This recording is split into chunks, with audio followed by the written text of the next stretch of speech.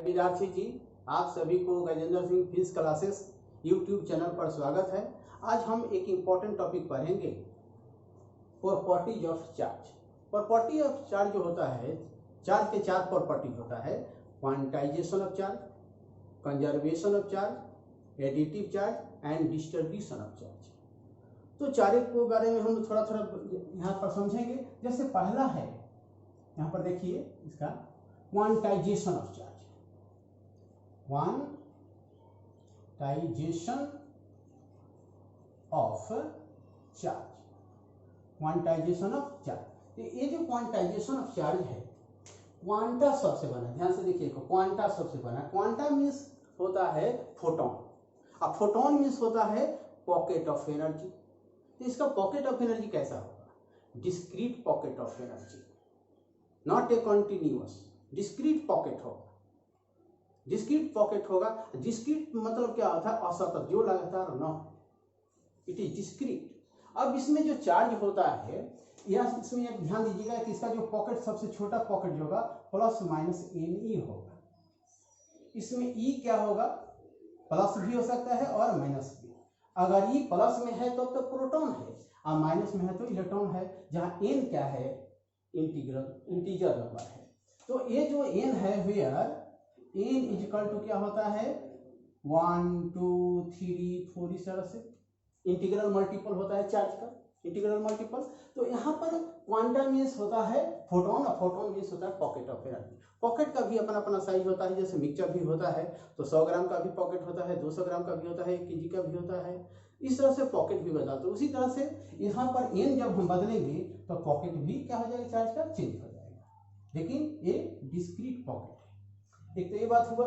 एक अब है दूसरा, conservation of charge. Conservation of charge, एक कंजर्वेशन ऑफ एनर्जी भी होता है। एनर्जी में क्या होता है कि energy neither create not destroy, only change in form. इसमें भी यही बात लागू होता है कि charge neither created not destroy. तो चार्ज में भी कंजर्वेशन होता है। जैसे कि हम लोग ग्लास रड को पॉलीथीन पर रबिंग करेंगे तो ग्लास रड क्या करे? इलेक्ट्रॉन लॉस करेगा, अब पॉलीथीन इलेक्ट्रॉन गेन करेगा। जिस तरह से बाल हम झाड़ेंगे कंघी से तो बाल इलेक्ट्रॉन लॉस करेगा और कंघी इलेक्ट्रॉन गेन करेगा। तो जो लॉस करता है वो तो बताया था कि पॉजिटिव होता है। तो मान लीजिए कि यहाँ पर एक एग्जाम्पल देते हैं कि एक प्लस लिया, एक माइनस लिया। मान लीजिए कि कंघी क्या किया? निगेटिव हो गया और आपका बाल पॉजिटिव। लेकिन टोटल चार्ज कितना हुआ? 0, क्योंकि पहले भी न्यूट्रल था, अभी भी न्यूट्रल हो गया। क्योंकि न्यूट्रल वही चीज होता है जिसमें पॉजिटिव और निगेटिव की संख्या क्या हो? बराबर हो। तो जितना लॉस करेगा बाल, उतना ही कंघी क्या करेगा? गेन करेगा। इसलिए हम फाइनली तो न्यूट्रल होना है। ये कंजर्वेशन चार्ज का एग्जाम्पल नंबर 1 है। दूसरा एग्जाम्पल अगर हम देखें तो मान लीजिए कि आपके पास यूरेनियम है, जिसके बारे में आप केमिस्ट्री में पढ़े हैं। इसका एटॉमिक नंबर 92 और मास नंबर 238 होता है। जब ये डीके करेगा, डीके माने क्षय करेगा, टूटेगा, तो ये बन जाएगा थोरियम में। थोरियम के एटॉमिक नंबर 90 होता है और ये 234 मास नंबर होता है। इसमें एक अल्फा निकलता है और एक अल्फा जो होता है वह हीलियम के बराबर होता है। हीलियम का ही होता है अल्फा, हीलियम को ही अल्फा कहते हैं, ध्यान रखिए। अब आप देखेंगे कि 92 प्रोटॉन है, इसमें 90 प्रोटॉन है, इसमें 2 प्रोटॉन है। तो टोटल प्रोटॉन या चार्ज भी लिख सकते हैं, total proton before decay. Decay में देखिए कितना है? 92।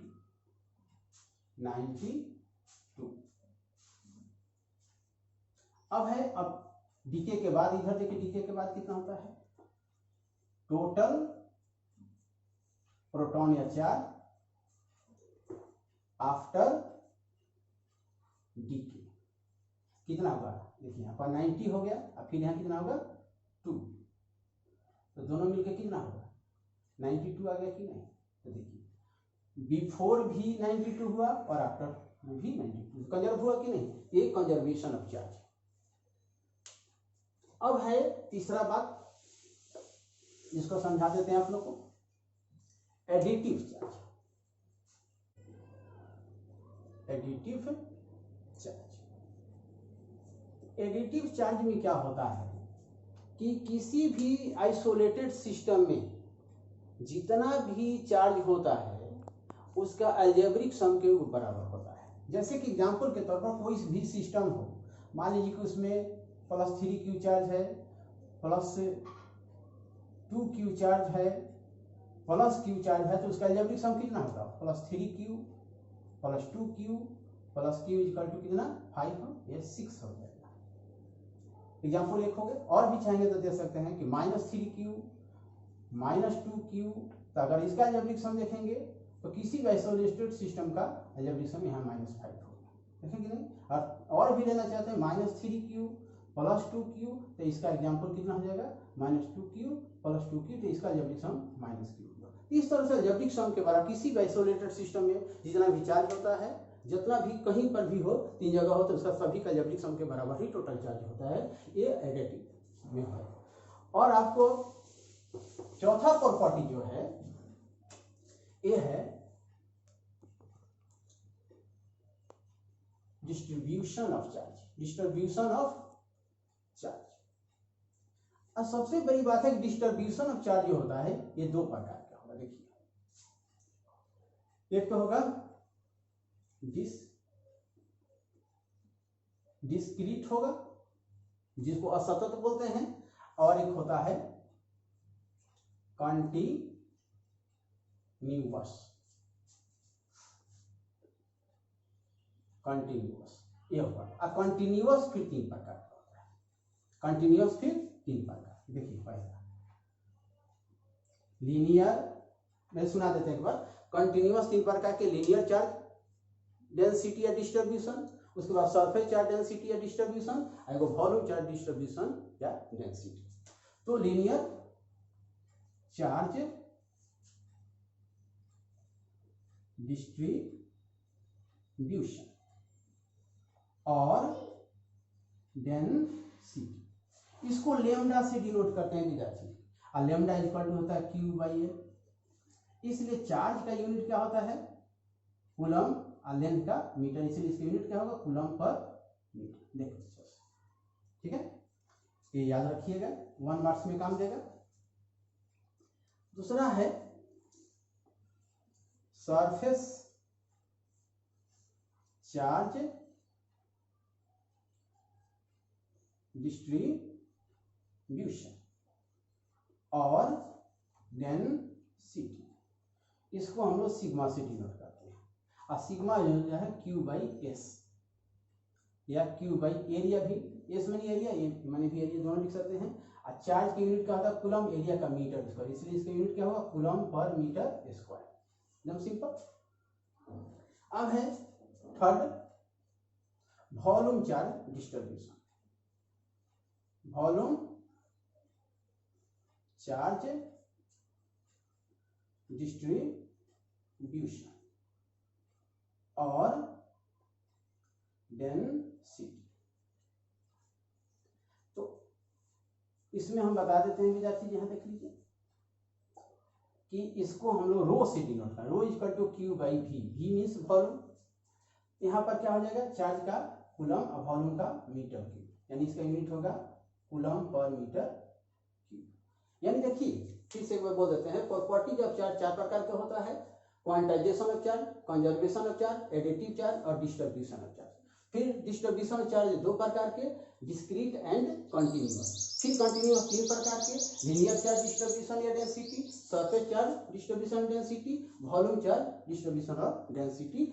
और लीनियर चार्ज डेंसिटी को लेमडा से लिखते हैं, लेमडा इक्वल टू Q/L, जहाँ Q चार्ज है, L लेंथ है, यानी लेंथ पर डिपेंड करता है लीनियर। और सरफेस चार्ज डेंसिटी या डिस्ट्रीब्यूशन या डेंसिटी, दोनों सबसे बोला जाता है। इसको सिग्मा से लिखें Q/S। S यहाँ एरिया है, चाहे ए भी लिख सकते हैं। और यहाँ पर चार्ज की यूनिट कूलम होता है, एरिया का मीटर स्क्वायर, इसलिए इसका यूनिट होगा कूलम पर मीटर स्क्वायर। और यहाँ पर वॉल्यूम चार्ज डिस्ट्रीब्यूशन या डेंसिटी है, इसको रो से डिनोट कर, रो इक्वल टू Q/V। यहाँ Q चार्ज है, V वॉल्यूम है, और चार्ज की यूनिट कूलम होता है, वॉल्यूम का मीटर की, तब कूलम पर मीटर क्यूब हुआ। तो इस तरह से आपका, अभी और चीज बता देते हैं। देखिए, इस पर एक क्वेश्चन आता है आपको जो इंपॉर्टेंट होगा, इस पर भी आता है इंपॉर्टेंट होगा, इस पर भी आता है इंपॉर्टेंट है, फिर इस पर आएगा, फिर इस पर एक इंपॉर्टेंट आएगा, फिर इस पर इंपॉर्टेंट आएगा। इस तरह से 6 क्वेश्चन होगा। यहाँ एक देख लीजिए, ये 2, ये 3 क्वेश्चन बनेगा। यहाँ ये 4 बन सकता है, ये 5 बन सकता है, यहाँ पर 6। इस तरह से इस पर क्वेश्चन पूछता है। तो समझ गए आप लोग किस तरह से पढ़ना है। तो ठीक है विद्यार्थी जी, अब हम एक समाप्त करते हैं और आप लोग मेरे चैनल को सब्सक्राइब कर दीजिएगा और लाइक कर दीजिएगा और शेयर कर दीजिएगा। Thank you. ओके।